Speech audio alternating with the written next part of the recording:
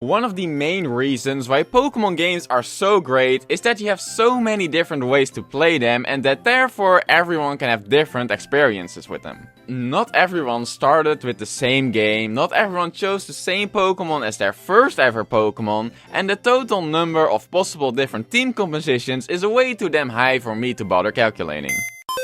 And just like how not everyone has the same Pokémon marked down as their very first Pokémon, some of us also have a Pokémon with the title of our first level 100 Pokémon. Raising a Pokémon up to the highest level is definitely not the most difficult thing to do, for sure, but it's still somewhat of a milestone, especially in the earlier games where XP was more scarce than it is today.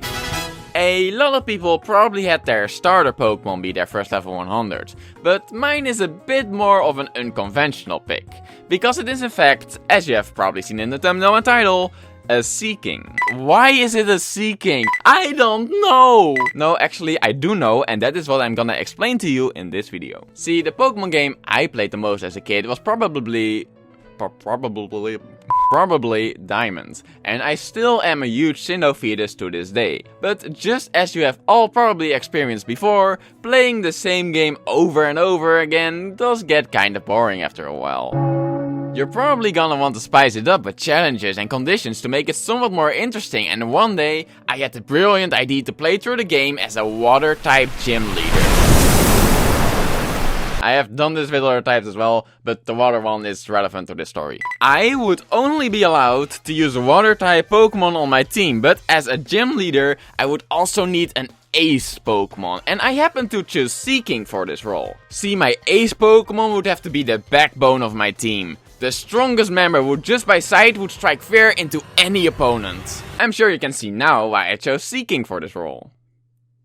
Oh, you can't? Well, me neither, but my 10-year-old child brain surely could. See, I knew every Pokemon had different stats, but back then I didn't know the stats for every Pokemon out of my head. And I didn't have easy access to the internet to look it up either. But I remember that based on its appearance I thought that Seaking would be a Pokemon with very high base stats. Because you see, Seaking is a bit chubby. It has a rather large body mass. I'm not trying to be rude, it's just true, I'm sorry Seaking, but most Pokemon with that characteristics have a lot of HP. So in my head, Seaking would probably as well. It also has a horn on its head, which probably means it's capable of dealing some big damage. That horn looks pretty sharp. But water Pokemon use mostly special attacks like Hydro Pump. You don't use horns for that. Yes, water types do mostly use special attacks, and since this is a water type, it must have a high special attack as well. And it's a fish. Fish are usually fast. Just look at Magikarp. It is commonly known as one of the weakest Pokemon in existence, and despite that, it still has a good speed stat because it's a fish. Hey, wow, a fish! Indeed. So, Seaking must be fast as well. I don't really know about defense, but that's 4 high stats, so that settles it. Seaking is a very strong Pokemon. That is the first time anyone has ever said that line since the release of Red and Blue. See, my logic wasn't that far off, because Seaking's stats are in fact all pretty balanced. It doesn't really have a stat that's very low, but unfortunately in Pokemon, having your stats spread out like that means you don't really stand out at anything either. Meaning that while none of your stats will be horrible, none of them will be good either.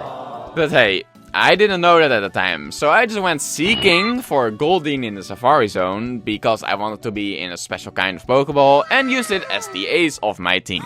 Don't make fun of me, I was a child, I didn't know any better. What if I shit my pants right now? And I mean, look at its name, Seaking, King of the Sea, which is the most clickbait Pokemon name I have ever seen. Not only is it not a king since it has the lowest base stat total of any fully evolved water Pokemon in Generation 1 besides Seadra. This is trash! But it doesn't even live in the sea. It lives in lakes, ponds, puddles, and your toilet after it died because you didn't feed it enough.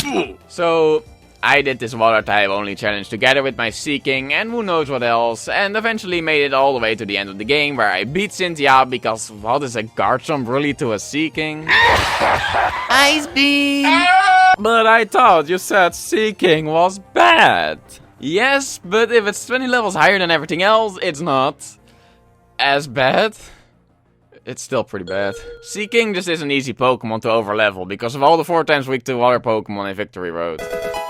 After beating the league, I usually traded my Pokemon, or at least some of them, to a different copy, so I could restart on the old one without losing all my Pokemon who now all live happily together in a different save file. And this is where Seaking's water typing comes into play once again. See, in the earlier times of 10 BHR, before HM removal, having a water type on your team was pretty mandatory because of the HM Surf and Waterfall. You wouldn't be able to access half the map without these 2 moves in your party. I had so many Pokemon in this save file, the members of my party would consistently swap around, but not Seaking. I must Surf and Waterfall, and since Seaking was always there, it would always get some experience, eventually becoming my highest level Pokemon. One day I thought it would be cool to level up a Pokemon to level 100, and since Seaking was my highest level, Seaking it was. Here we go, Strongfish.